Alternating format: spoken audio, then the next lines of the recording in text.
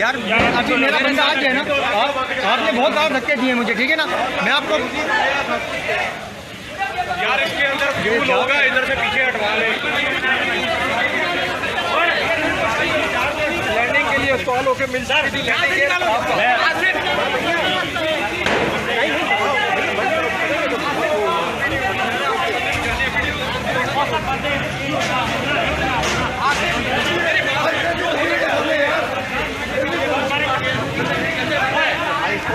यार मेरा बंदा आगे हट जाओ, किधर जरा दो इसके पास, आगे नहीं जाओ जानी।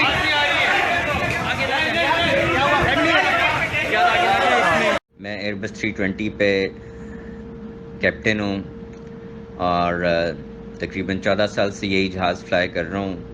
7500 घंटे हैं अल्हम्दुलिल्लाह। और मैं चेक एयरमैन भी इस जहाज़ पे रहा हूँ, जिसको पाकिस्तान में डेजिग्नेटेड चेक पायलट या TRE कहते हैं। जहाज़ शुरू से ही प्रोफाइल पे बहुत ऊंचा आ रहा था और जो पहली कॉल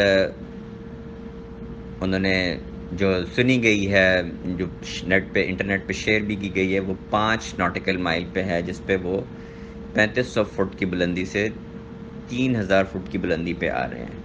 5 नॉटिकल माइल के फासले पे उनको आइडियली 1500 फुट पे होना चाहिए था। सो किसी भी मेयार से वो प्रोफाइल पे नहीं थे, जबकि ATC ने बिल्कुल सही उनको कॉल दी कि टर्न करें लेफ़्ट 180 हेडिंग पे, ताकि दोबारा से चक्कर लगा के आएँ और डिसेंट प्रोफाइल पे आ जाएं।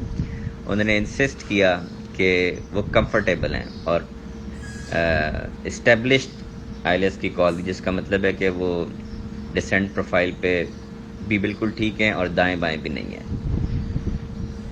तो अगर ये दुबई वगैरह में होते तो कंट्रोलर उनको कभी भी लैंडिंग क्लियर ना करता, लेकिन क्योंकि हमारे यहाँ कल्चर ही ऐसा है, दे insisted, so they were cleared for the approach.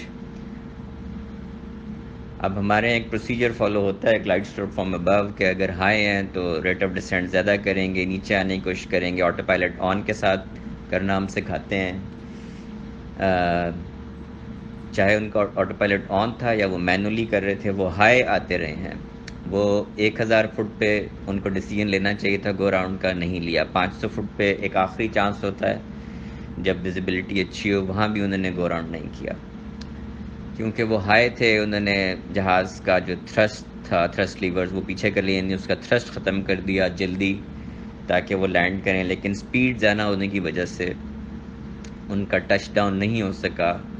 और तकरीबन 3500 फुट जब वो रनवे पे क्रॉस कर चुके थे तो कैप्टन ने रियलाइज़ किया कि लैंडिंग नहीं हो सकती, तो उन्होंने गो राउंड का फ़ैसला किया। अब जब उन्होंने गो राउंड का फ़ैसला किया तो उसमें स्टैंडर्ड प्रोसीजर है कि फ्लैप्स एक स्टेप ऊपर करेंगे और लैंडिंग गियर تب اوپر کریں گے جب جہاز تھوڑا تھوڑا کلائم کرنا شروع کر دے. لیکن فرسٹ آفیسر نے پرابلی فلیپس بھی اپ کر دیے, گیئر بھی اپ کر دیے, اس کی وجہ سے جہاز تھوڑا سا سنک ہوا. تھرسٹ کو آنے میں دیر لگتی ہے جب وہ آئیڈل سے اس کو میکس پاور پہ کریں. یہاں پہ تقریباً 4000 سے 45 فٹ پہ اس کے لینڈنگ گیئر اپ ہو گئے ہیں اور اس نے جہاز کے انجنز نے رن وے کو ٹچ کیا, پہلے ایک پھر دوسرا پھر دونوں, اور وہ انجنز یہیں پر ڈیمیج ہو گئے ہیں. اب چونکہ تھرسٹ آ گیا ہے, انہوں نے کلائم کیا, انہوں نے کہا ہم دوبارہ سے اپروچ کریں گے, لیکن یہاں بیچ میں کہیں ان کے انجنز نے پاور لوز کرنا شروع کی ہے اور ایونچولی وہ فلیم آؤٹ ہو گئے. جو تصویر بھی ایک شیئر کی جا رہی ہے نیٹ پہ, ان کے نیچے سے انجنز ڈیمیجڈ ہیں اور لیفٹ سائڈ پہ ایک چیز نکلی ہوئی ہے, اس کو ریٹ بولتے ہیں, ریم ایئر ٹربائن. جب جہاز کی دونوں الیکٹرک اے سی بسز فیل ہو جائیں اور سپیڈ 100 ناٹ سے زیادہ ہو تو یہ آٹومیٹکلی ڈپلوائے ہوتا ہے ایمرجنسی جنریٹر کے طور پہ, اور کوئی کام نہیں کرتا. تو وہ نظر آ رہا ہے کیونکہ انجنز فلیم آؤٹ ہو چکے ہیں. لینڈنگ گیئر اپ ہیں کیونکہ انہوں نے ٹیک آف دوبارہ سے گو راؤنڈ کے بعد اپ کیے تھے. تو اب وہ انہوں نے کہا ہے کہ ہم 3000 پہ نہیں بلکہ 2000 مینٹین کرنے کی کوشش کریں گے, جو نہیں کر سکے. وہ 1800 پہ کوشش کی انہوں نے. اب فرسٹ آفیسر کی پینک سی کال ایک آئی ہے, جی کہہ کے اس نے ATC کا ہے جلدی سے, اور اس نے کہا ہے کہ ہم we have lost both engines. کیونکہ کنٹرولر ان کو دیکھ چکا تھا کہ ان رن وے پہ انہوں نے لینڈنگ گیئر نہیں بلکہ دور سے دیکھنے میں بیلی لینڈ کیا تھا, تو اس نے پھر کہا ہے confirm you will belly land اور confirm you will do the belly landing. تو اس کا انہوں نے کوئی جواب نہیں دیا, اور اس نے ATC نے دونوں رن ویز ان کو اویلیبل کیے ہیں لیکن ان کے پاس پاور ہی نہیں تھی. تو جب وہ اس کی کریش کی ویڈیو ہے اس میں اس کی ناک اوپر اٹھی ہوئی ہے, وہ کوشش کر رہے ہیں کہ پروفائل سے اوپر ہو کے کسی طرح سے رن وے تک پہنچ جائیں, لیکن وہ نہیں پہنچ سکے.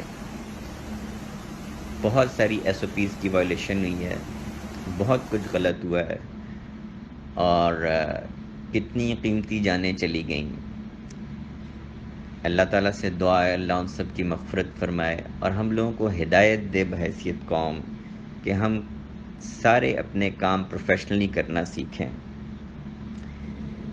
کتنی جانیں ضائع ہو گئیں, اور اس کا جتنا دکھ کسی کو ہو سکتا ہے یہ تو ان سے کوئی پوچھے جن کے پیارے اس دنیا سے چلے گئے. اللہ تعالیٰ ہم سب کو ہدایت دے, ہم سب کو اپنے حفظ و امان میں رکھے.